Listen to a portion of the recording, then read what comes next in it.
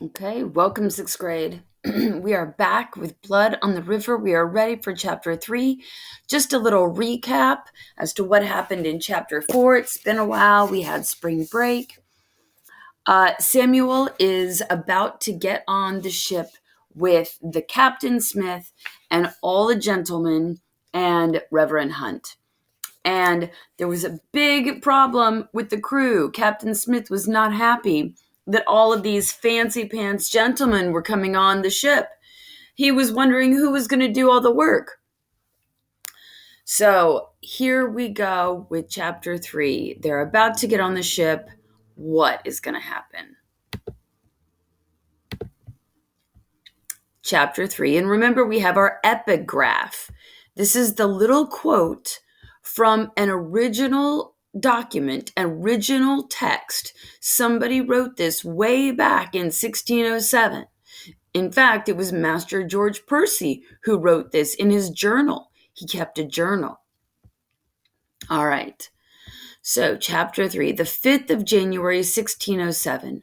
We anchored in the Downs, but the winds continued contrary so long that we were forced to stay there some time, where we suffered, where we suffered great storms. Master George Percy, observations. And this is Master George Percy right here, this guy in the red shawl. I rub my eyes and blink in the dim light of the 'tween deck. The ship pitches and rolls. Who is I? Who is talking? Think about that. Who is talking? Who is the I of the story? I only know it's morning because of the bit of light that peeks in around the gun ports and closed hatch, and because the roosters and hens down in the hold know they have started a racket. The 'tween deck reminds me of the root cellar at the orphanage, with its closed walls and ceilings. It is one long room running almost the length of the ship, though one can hardly walk for the barrels and crates that are taking up most of the room. At first, a few of the gentlemen hung pieces of cloth to make partitions, since they deserved some privacy. But those have all come down now in favor of setting up crates as card tables and barrels as sitting stools for their card games.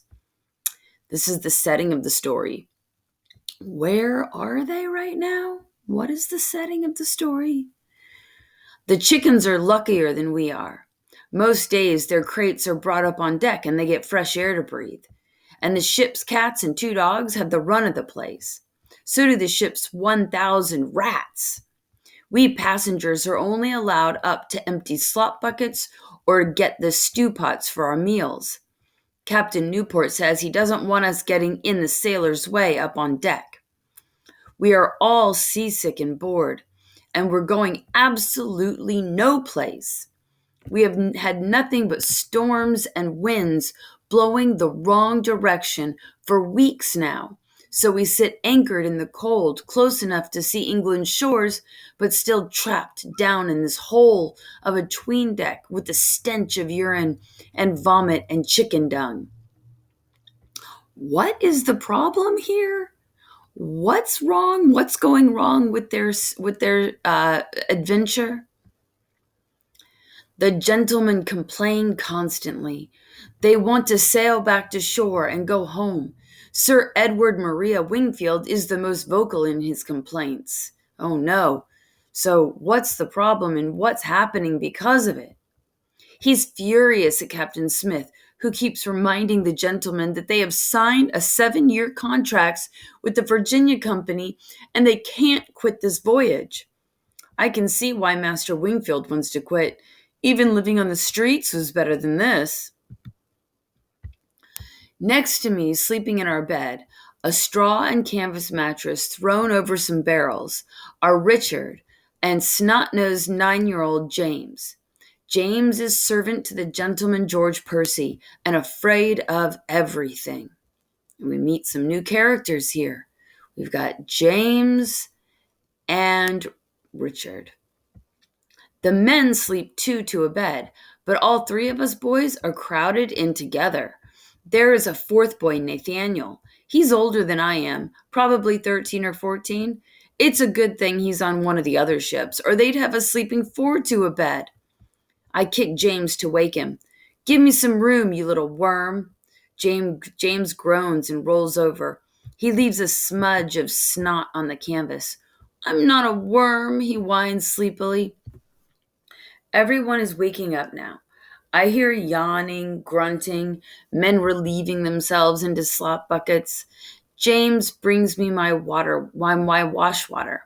Now! Oh, James, bring me my wash water. Now! Master Percy is not a patient man, and James has to hop up to fetch water even before he has a chance to rub the sleep out of his eyes. Richard is still sleeping. He's the soundest sleeper I've ever seen. Not even roosters crowing and men clumping right by his ear wake him. But Reverend Hunt is very ill, and with seasickness, he will need help.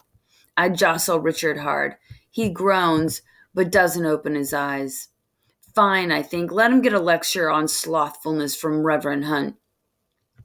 James and Richard have become good friends to each other, even though James is a gentleman's son and Richard is a commoner. They are not my friends, though. I have kept my distance from them and from everyone else on board the Susan Constant. Instead of trying to decipher which of the men are to be trusted and which are not, I have made it simple for myself. Trust no one. It is a philosophy that worked for me in the poorhouse, on the streets of London, and at the orphanage. I see no reason to change. Captain Smith has not beat me yet. He does not seem inclined to, but you can never tell. There is not much required of me aboard the ship, just to bring him his wash water in the morning and empty the slop buckets we all use. There's not much for any of us to do. That's why there is so much time for the bubbling up of discontent.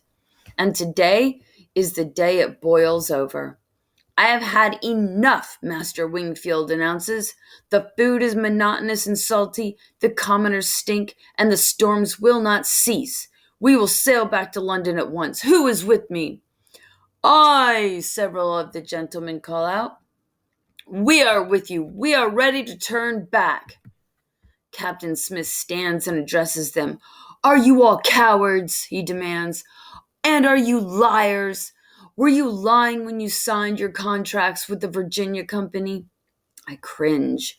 Captain Smith is especially angry today, and I know he has gone too far. I have seen how these gentlemen wield their power when they are insulted. Master Wingfield answers Captain Smith in a low growl. You have forgotten your place, Mr. Smith. They should never have sent you gentlemen on this voyage, Captain Smith nearly shouts. You're all weak, every one of you. You know nothing about survival. Master Wingfield is livid. I think he's about to thrash Captain Smith. I would like to see a fight, but Reverend Hunt steps in. Sick as he is, Reverend Hunt calms Master Wingfield down and talks about how God wants us to bring Christianity to the New World. He somehow makes a fragile peace, convinces the gentleman to wait just a little longer for an east wind.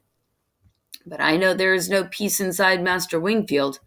I know it is only a matter of time before he strikes. It will not be with his fists, as we commoners do. It will be with his power, and it will be worse than fists.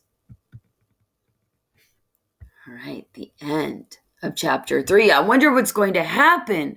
I wonder what is going to happen between Captain Smith and Master Wingfield. They're almost getting into a fight. What predictions, what do you think is going to happen between the gentleman and Captain Smith? What are your predictions?